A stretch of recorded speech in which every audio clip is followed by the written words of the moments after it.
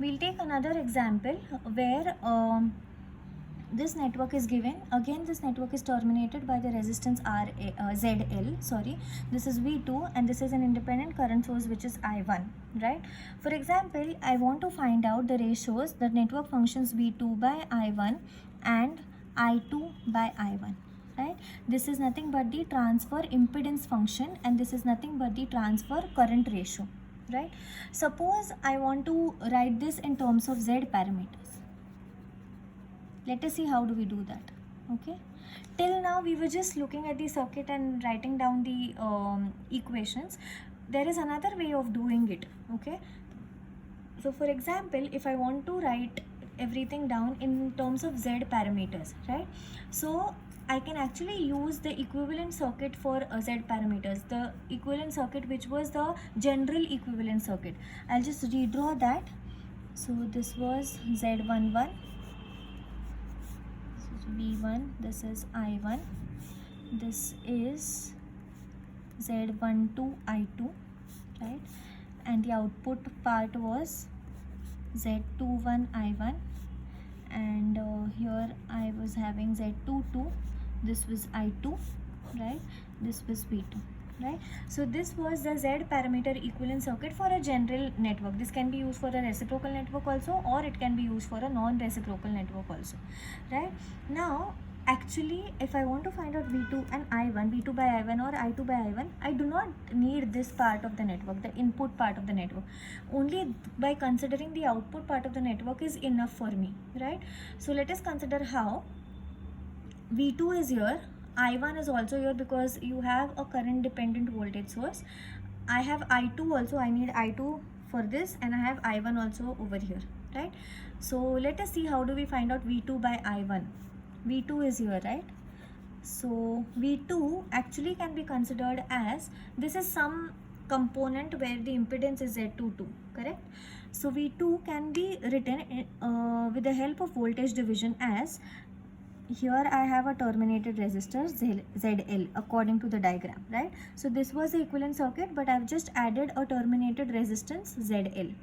So V2 is actually the voltage across this ZL. You can use the voltage division rule and write V2 as Z21 I1, the main voltage, into ZL upon ZL plus Z22. Remember that this is capital ZL and this is small z22. This is the two-port parameter and this is actually the terminated resistance. Okay, and from this you can easily find out the relation between V2 and I1, which is nothing but Z21 into capital ZL upon capital ZL plus Z22. Right? So you got V2 by I1 in terms of Z parameters. This is also small, right? Now let us see how do we find out I2 by I1, right? I2 by I1 can be written as, I2 is actually this current which is flowing here, right? Can I write V2 as minus I2ZL, right? V2 is nothing but minus I2ZL. So what will be I2 from here? It will be minus V2 upon capital ZL. Okay. So let us make that substitution here. So I2 is nothing but minus V2 upon ZL upon I1, of course, right? I know V2 by I1 from here, right, from the previous equation. So I can just make that substitution, V2 by I1. So it is simply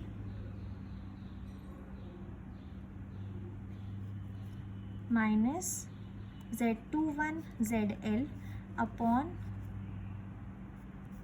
ZL plus Z22, right? So I get this I2 by I1 as minus Z21 upon ZL plus Z22. This is your I2 by I1, right? So in this fashion, any network function V2 by I1, I2 by I1, I2 by V1, anything can be expressed in terms of these Z parameters. If I want to express this in terms of Y parameters, then I can just use the interrelationship between parameters and just convert this Z into Y, this small z into Y, and so on, right? Let us take another example now.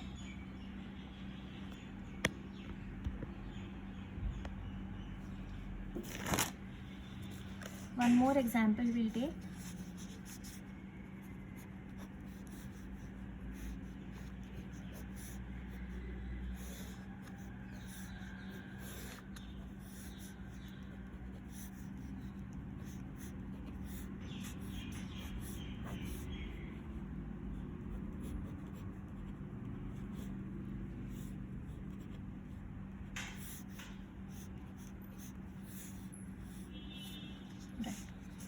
So in this example, this particular network is given, but as you can see, this network is terminated in an admittance YL. In the previous network, it was terminated in a resistance ZL. And here, for example, I need to find out the ratio V2 by V1, right?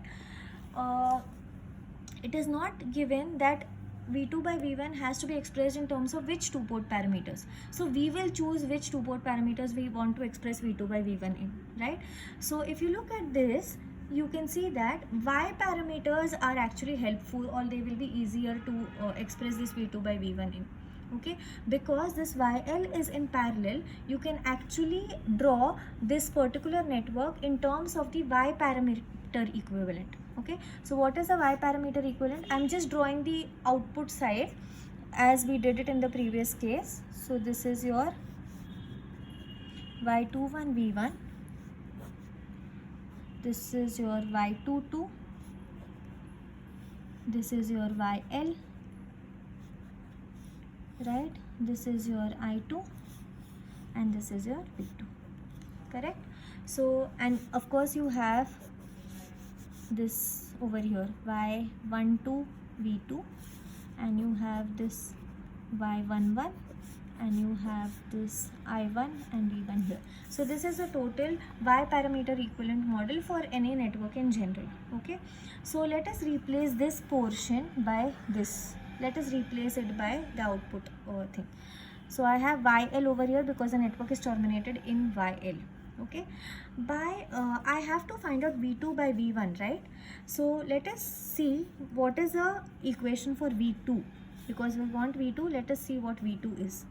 Can I write V2 as, this is a current source, right? So I can write current into the impedance, but everything is expressed in terms of admittances over here. So I can write V2 is equal to current, which is Y21 V1 into impedance sorry, or divided by the admittance. What is the total admittance? If you look in through this port, it is actually Y22 plus YL, right? So current divided by the admittance, which is Y22 plus capital YL. You should know that it will come with a negative sign because the current is going downwards, and the polarity of V2 is plus minus like this. So you will have a minus sign here. So from here it is clear that V2 by V1 is simply minus Y21 V1 upon Y22 plus capital YL, right? So this is how you can express this in terms of your Y parameters.